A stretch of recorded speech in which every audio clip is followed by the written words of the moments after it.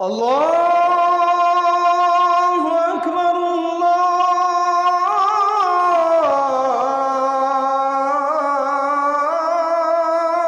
আকবার। আল্লাহ পরের আয়াতে বলছেন, ওয়াকালু লান ইয়াদখুলাল জান্নাতা ইল্লা মান কানা হুদান আও নাসারা তিলকা আমানিয়ুহুম কুল হাতু বুরহানাকুম ইন কুনতুম সাদিকিন। আল্লাহ তাআলা বলছেন, আর এরা বলে, অর্থাৎ ইহুদি এবং খ্রিস্টানরা বলে, ইহুদি আর খ্রিস্টান ছাড়া অন্য কেউ জান্নাতে ঢুকতে পারবে না। জান্নাত শুধুমাত্র আল্লাহ আমাদের জন্য বানিয়েছেন, আমরা ছাড়া আর কেউ জান্নাতে যেতে পারবে না। আল্লাহ বলছেন, তিলকা আমানিয়ুহুম, এটা হলো তাদের মিথ্যা আশা, এটা তাদের মিথ্যা আকাঙ্ক্ষা।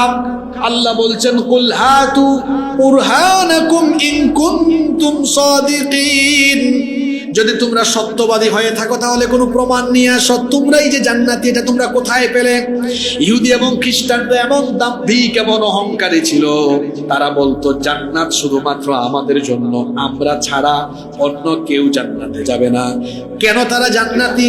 এর কারণ হলো তারা নিজেদেরকে ভাবতো এবং বলতো।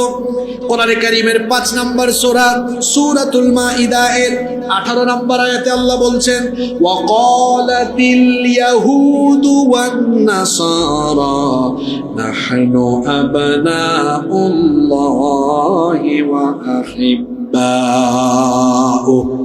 ওয়াকালাতিল ইয়াহুদু ওয়ান নাসারা, আর ইহুদি এবং খ্রিস্টানরা বলতো, নাহনু আবনাউল্লাহি ওয়া আহিব্বাউ, আমরা আল্লাহর সন্তান এবং আমরা আল্লাহর সবচেয়ে প্রিয়। নাউজুবিল্লাহ করবেন না? তারা নিজেদেরকে কি বলে? কার সন্তান? আল্লাহর সন্তান। ওয়া আহিব্বাউ, এবং তারা বলে আল্লাহ সবচেয়ে বেশি ভালোবাসেন আমাদেরকে। এমনকি ইহুদিদের একটা ধর্মীয় গ্রন্থ আছে, এটার নাম হলো তালমুদ। এই তালমুদের মধ্যে লেখা হয়েছে, তারা বলে তারা নিজেদেরকে শুধু, এখানে তো এই কোরআনের এই আয়াত সূরা মাইদার 18 নম্বর আয়াতে বলা হয়েছে তাদের দাবি তারা আল্লাহর সন্তান, আর তাদের ধর্মীয় একটা গ্রন্থ আছে তালমুদ, এখানে লেখা আছে তারা বলে আমরা শুধু আল্লাহর সন্তান নই, আমরা আল্লাহর পরামর্শ সভার সদস্য। কি সভা? মানে আল্লাহ কাকে নবী বানাবেন, রাসূল বানাবেন, এটা আগে আল্লাহ বসে আমাদের সাথে পরামর্শ করেন, এরপরে আল্লাহ এটা সিদ্ধান্ত নেন। এই জন্য তারা নিজেদেরকে, কোরআন শরীফে তো এসেছে, তারা বলে আমরা আল্লাহর সন্তান এবং আল্লাহর প্রিয়, আর তালমুদে এসেছে তারা বলে আমরা আল্লাহর পরামর্শ সভার। আল্লাহ তাদেরকে জবাব দিয়েছেন, ও নবী আপনি এদেরকে বলেন, কুল ফালিমা ইউআযিবুকুম বিযুনুবিকুম বাল আনতুম বাশারুম মিম্মান খালাক। আল্লাহ বললেন নবী তাদেরকে জিজ্ঞেস করেন, যদি তোমরা আল্লাহর সন্তান, আল্লাহর প্রিয় আর আল্লাহর পরামর্শ সবারই সদস্য হও, তাহলে তোমাদের গুনাহের কারণে আল্লাহ আবার তোমাদেরকে শাস্তি দেন কেন? কারণ প্রিয় মানুষকে, ভালোবাসার মানুষকে কেউ কি কষ্ট দেয়? শাস্তি দেয়? আল্লাহ বলছেন নবী জিজ্ঞেস করেন, যদি তোমরা আল্লাহর এতই প্রিয় হও, তো যুগে যুগে তোমাদের উপর আল্লাহর এত আযাব আর গজব এসেছে কি কারণে? আল্লাহ বলছেন নবী এদেরকে জিজ্ঞেস করেন। এরা এত দাম্ভিক, এত অহংকারী ছিল, এরা আরো দাবি করতো, তারা বলতো ওয়াকালু লান তামাসসানান নারু ইল্লা আইয়ামান মা'দুদা। সূরা বাকারা 80 নম্বর আয়াত। তারা বলতো জাহান্নাম তো আমরা যাবই না, যদি যাইও সামান্য কিছুদিন জাহান্নামের আগুন আমাদেরকে স্পর্শ করে। আর সেটা কতদিন? রাইসুল মুফাসসিরিন আব্দুল্লাহ ইবনে আব্বাস রাদিয়াল্লাহু আনহুমা বলেছেন, ইহুদিদের একটা অংশ দাবি করে পৃথিবীর বয়স হলো মোট 7000 বছর। কত হাজার বছর?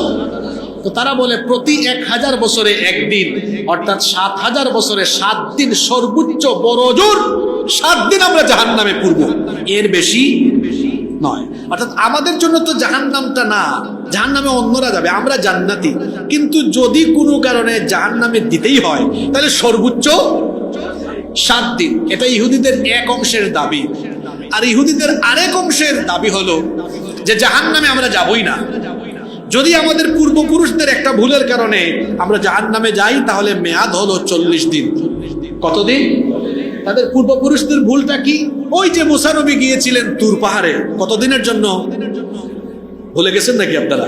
40 দিনের জন্য। ওই সময় তারা গু বাছুরের প্রতিমা বানিয়ে এটার পূজা আরম্ভ করেছিল। ওই যে 40 দিন আল্লাহর অবাধ্য হয়েছে, তারা বলে আমাদের পূর্বপুরুষদের এই ভুলের কারণে এই 40 দিনের জন্য বড় জোর জাহান্নামে শাস্তি পাবো। কয়দিন?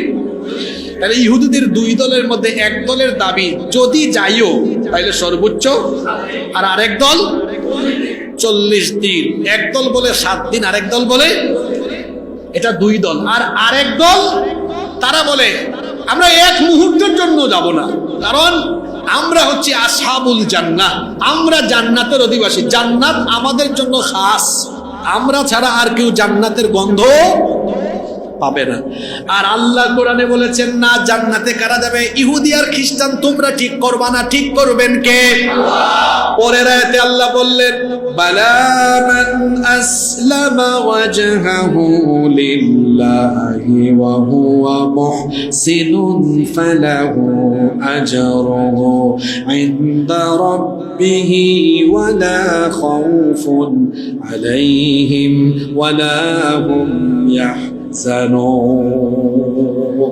আল্লাহ তাআলা বলছেন, আর যে ব্যক্তি একনিষ্ঠভাবে আল্লাহর কাছে নিজেকে সুপর্দ করবে, অর্থাৎ আল্লাহর আনুগত্য করবে, ওয়াহুয়া মুহসিন, এবং যে ব্যক্তি সৎকর্মশীল হবে, অর্থাৎ নবীজিকে অনুসরণ করে ইবাদত করবে, ফালাহু আজরুহু ইনদা রাব্বিহ, তার প্রতিদান তার রবের কাছে রয়েছে। লা খাউফুন আলাইহিম, দুনিয়ায় তার কোনো ভয় নাই, দুশ্চিন্তা, টেনশন নাই।